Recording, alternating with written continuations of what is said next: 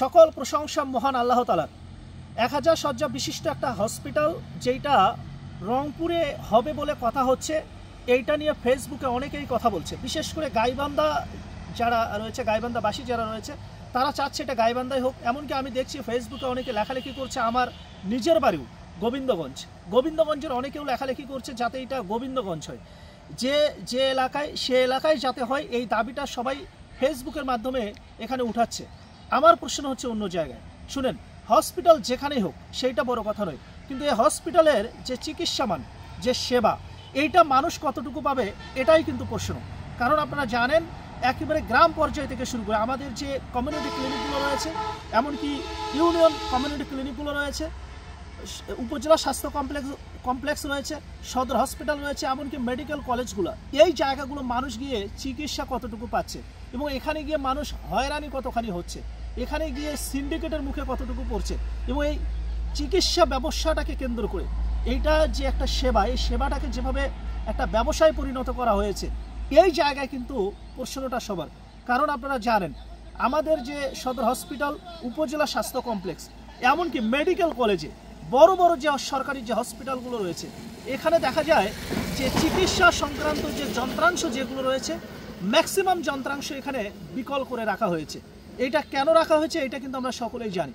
কারণ আপনারা জানেন এই হসপিটালগুলোকে কেন্দ্র করে এর আশেপাশে একেবারে ব্যাঙের ছাতার মতো দেখা যায়, সেখানে বিভিন্ন রকম বেসরকারি হসপিটাল, সেখানে ডায়াগনস্টিক সেন্টার, সেখানে রয়েছে বিভিন্ন যারা এই যে ব্যবসা, চিকিৎসা ব্যবসার সাথে যারা জড়িত, তাদের যে একটা ব্যবসার বাণিজ্য স্থল তারা কিন্তু সেখানে তৈরি করেছে।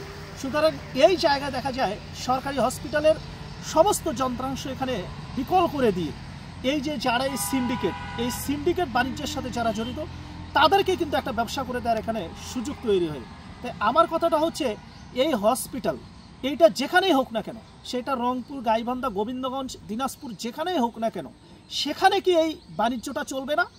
এইটা নিয়ে আমরা কেন কথা বলছি না? যে আমাদের যে হসপিটালগুলো রয়েছে, বাংলাদেশের যে হসপিটালগুলো রয়েছে, সেইটা উপজেলা স্বাস্থ্য কমপ্লেক্স, সেটা সদর হাসপাতাল, সেটা কমিউনিটি ক্লিনিক, সেইটা আপনি মেডিকেল কলেজ বলেন, যে হসপিটালগুলো রয়েছে, এখানে যাতে চিকিৎসার মানটা একটু ভালো হয়, একটু উন্নত হয়, এখানে গিয়ে যাতে মানুষ চিকিৎসা নিতে পারে, এখানে গিয়ে যাতে মানুষ সুস্থ হতে পারে, কেন আমরা এটা নিয়ে কথা বলছি না? যে এই জায়গায় যে যন্ত্রাংশগুলো রয়েছে সেগুলো যাতে সচল রাখতে হয়। কারণ আপনারা জানেন আমরা এই হসপিটালগুলোতে দেখি এই যে ডাক্তার যারা রয়েছে, তাদের যে প্রাইভেট চেম্বার বাণিজ্য, তাদের সেখানে বিভিন্ন ঔষধ কোম্পানির যে একটা দৌরাত্ম্য, যেখানে দেখা যায় ঔষধ কোম্পানির যারা প্রতিনিধি থাকে তাদের দৌরাত্ম্যে এখানে রুগীরা কিন্তু তেমন একটা সেখানে বসার মতো জায়গা পায় না।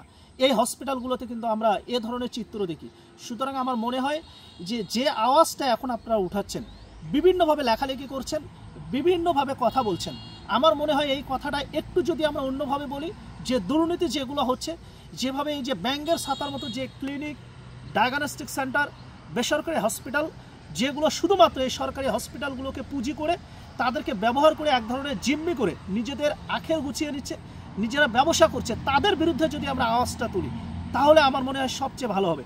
কারণ আমাদের যে সদর হসপিটাল রয়েছে, আমাদের যে উপজেলা স্বাস্থ্য কমপ্লেক্স, এমনকি কমিউনিটি ক্লিনিক, এখানেও মোটামুটি চিকিৎসার কিন্তু একটা ভালো ব্যবস্থা করা যেতে পারে যদি পরিবেশটা ভালো করা যায়, চিকিৎসার মতো যদি একটা পরিবেশ তৈরি করা যায়, ডাক্তারদের মানসিকতা যদি এখানে চেঞ্জ হয়, তাহলে আমার মনে হয় এখানেও মানুষ চিকিৎসা পাবে। 1000 শয্যা বিশিষ্ট হসপিটালের কিন্তু আমাদের দরকার নেই। 1000 শয্যা বিশিষ্ট হসপিটাল হয়ে আমাদের লাভটা কোথায়?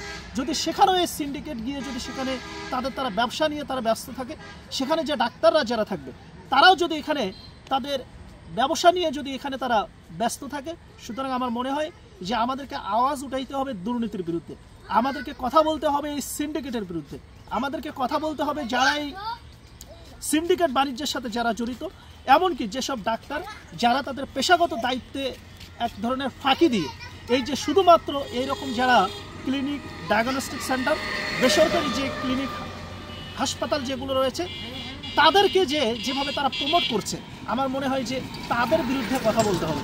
তাহলেই দেখা যাবে এই বাংলাদেশ পরিবর্তন হবে, এমনকি চিকিৎসা নেবার মতো সুস্থ একটা পরিবেশ আমরা কিন্তু সবাই পাবো এবং সবার অবস্থান থেকে। কারণ বাংলাদেশের প্রত্যেকটা উপজেলায় সেটা 50 শয্যা বিশিষ্ট, সেটা 100 শয্যা বিশিষ্ট হসপিটাল কিন্তু এগুলো রয়েছে, এমনকি কমিউনিটি ক্লিনিক, এমনকি সদর হসপিটাল, পাশাপাশি মেডিকেল কলেজ, প্রত্যেকটা জায়গায় চিকিৎসা নেওয়ার মতো ব্যবস্থা আছে, কিন্তু সেখানে আমরা চিকিৎসা পাই না শুধুমাত্র এই সিন্ডিকেটের কারণে।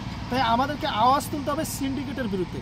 যেভাবে কথা বলছেন এই কথাগুলো সিন্ডিকেটের বিরুদ্ধে কথা বলেন, দুর্নীতির বিরুদ্ধে কথা বলেন, দেখবেন পরিবর্তন হবে। ভালো থাকবেন, সুস্থ থাকবেন, আল্লাহ হাফেজ।